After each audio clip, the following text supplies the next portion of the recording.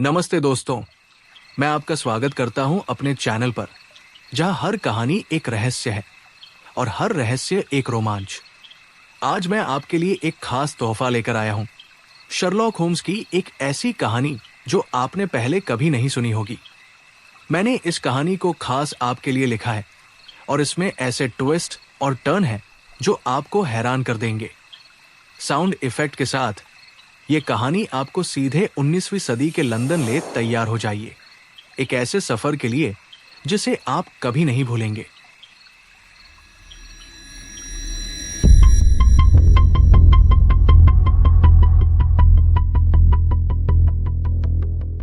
नवंबर के अंत में एक धुंधली शाम को बेकर स्ट्रीट चिमनी की हल्की गड़गड़ाहट और पुराने लकड़ी के फर्श में कभी कभार होने वाली दरारों से गुनगुना रही थी।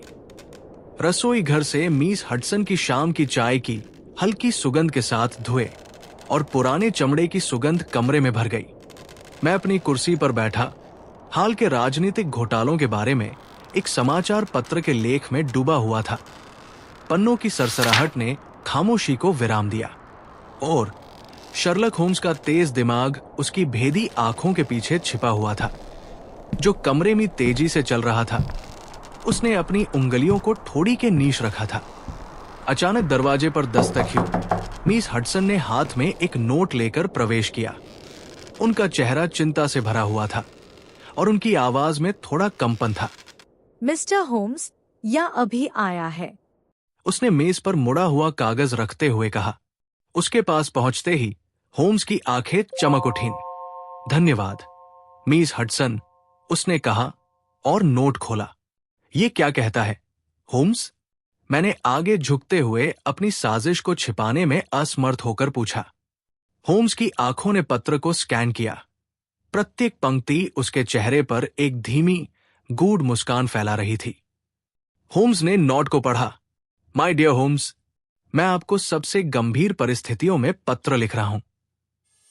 पिछली रात विंसलो नीलम, सुंदरता और विरासत में बेजोड़ एक गहना मेरे पुस्तकालय के भीतर अपने सुरक्षित मामले से चोरी हो गया था। विशिष्ट पहलू यह है कि जबरन प्रवेश का कोई संकेत नहीं है और ताला भी नहीं टूटा है। मैं इस मामले में आपकी तत्काल सहायता का अनुरोध करता हूं। मेरे परिवार के लिए जो बहुत कीमती है, उसे ठीक करने के लिए आप मेरी आखिरी उम्मीद है। सम्मान के साथ, काउंटेस लिडिया विंसलो। होम्स की आंखें साजिश की एक दुर्लभ चिंगारी से चमक उठीं। ऐसा लगता है उसने अपने होठों पर एक कुटिल मुस्कान घुमाते हुए शुरू किया कि सम्मानित काउंटेस लिडिया विंसलो को केंसिंगटन में अपनी संपत्ति में एक सबसे अजीब समस्या का सामना करना पड़ा है। 1 घंटे के भीतर हमने खुद को काटने वाली हवा के खिलाफ जाते पाया। एक गाड़ी हमें विंसलो निवास की ओर ले जा रही थी। फैली हुई जागीर अंधेरे आसमान के सामने थी, जो केवल लालटेन की कोमल चमक से जगमगा रही थी। बटलर, एक बुजुर्ग व्यक्ति जो एक झुकी हुई मुद्रा में था, हमें पुश्तैनी चित्रों से सजे भूल भुलैया के माध्यम से ले गया। ड्राइंग रूम में काउंटेस अपने गाउन और मोतियों में चमकती हुई एक खुरदार भौं के साथ बैठ हुआ था। मिस्टर होम्स, डॉक्टर वॉटसन, मैं आपके इतने जल्दी आगमन के लिए बहुत आभारी हूं। उसकी आवाज, जो आमतौर पर प्रभावशाली होती थी, अभी तनाव से भरी हुई थी। कृपया काउंटेस, हमें सब कुछ बताओ, होम्स ने आग्रह किया। कल रात उसने शुरू किया। मेरा सबसे बेशकीमती कब्जा, विंसलो नील में गहना जो पीढ़ियों से चला आ रहा था, चोरी हो गया था। क्या जबरदस्ती प्रवेश का कोई संकेत था? मैंने पूछताछ की। कुछ नहीं, उसने अपनी आंखें चमकाते हुए जवाब दिया। नीलम पुस्तकालय में डिस्प्ले केस में थी। ताला बरकरार था, फिर भी गहना सुबह तक चोरी हो गया था। होम्स आगे झुक गया, आंखें सिकुड़ रही थी। घर में कौन था? मैं, मेरा बेटा एडवर्ड, कर्मचारी और एक मेहमान मिस्टर क्वेंटिन हरग्रेव, परिवार के एक पुराने दोस्त, उसने घबराहट से कालीन की ओर देखते हुए कहा। होम्स की आंखें नाम की पहचान से चमक उठीं, लेकिन वो कुछ नहीं बोला। इसके बजाय उसने पुस्तकालय का निरीक्षण करने के लिए कहा। कमरा भव्य था, जिसमें गहरे रंग की ओक की किताबों की अलमारियां थी और एक मध्य भाग प्रदर्शन कक्ष था, जो अब खाली था। होम्स की नजर केस से घिसे हुए गलीचे की ओर, खिड़की को बनाने वाले भारी पर्दे की ओर चली गई।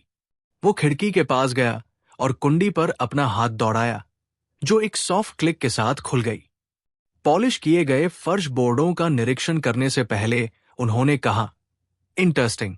उन्होंने अपनी बेंच से एक टेप किया, जिससे एक खोखली आवाज हुई। वाटसन, इस कालीन को हिलाने में मेरी मदद करो, उसने निर्देश दिया। एक साथ हमने इसे वापस लुढ़काया, एक ढीले बोर्ड का खुलासा किया।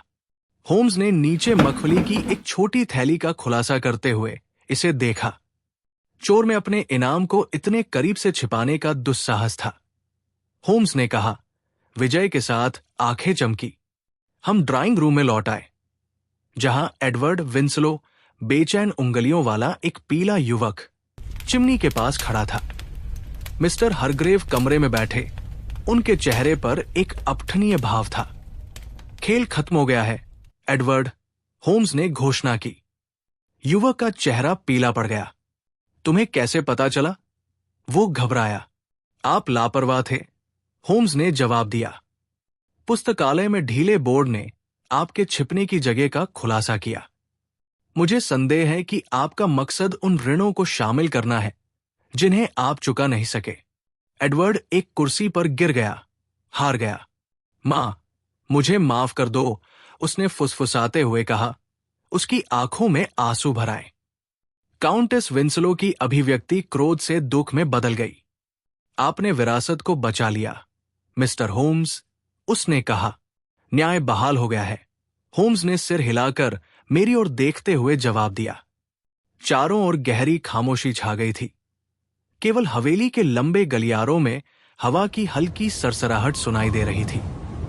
एक पुराना झूमर धीरे धीरे झूल रहा था, जैसे रात की घटनाओं की गवाही दे रहा हो। हमने धीरे धीरे वहां से कदम बढ़ाए। पास के कमरे से एक पुराना घड़ी का टिक टिक सुनाई दे रहा था, मानो समय ने भी अपनी सांसें थाम रखी हों। गलियारे की दीवारों पर लगी पुरानी पेंटिंग्स ने हमें अनजानी कहानियों से घूरा। फर्श की लकड़ी के तख्तों की चरमराहट हमारे हर कदम के साथ सन्नाटे को चीरती जा रही थी। जब हम मुख्य द्वार से बाहर निकले, बाहर की ठंडी हवा ने चेहरे को छुआ। आसमान में धीरे धीरे भोर की पहली किरणें फैलने लगी थी और हवेली की परछाई पीछे छूट रही थी। दूर कहीं एक उल्लू ने अपनी रात्रि की पुकार समाप्त की और नए दिन की शुरुआत का संकेत दिया। दोस्तों, क्या आप तैयार हैं एक ऐसी शेरलॉक होम्स की कहानी के लिए जो आपने पहले कभी नहीं सुनी होगी? अगर आपने हमें अपना साथ दिया तो हम आपके लिए 1 से 2 घंटे की एक बिल्कुल नई कहानी लेकर आ रहे हैं, जिसे हमने खास आपके लिए बनाई है। धन्यवाद दोस्तों।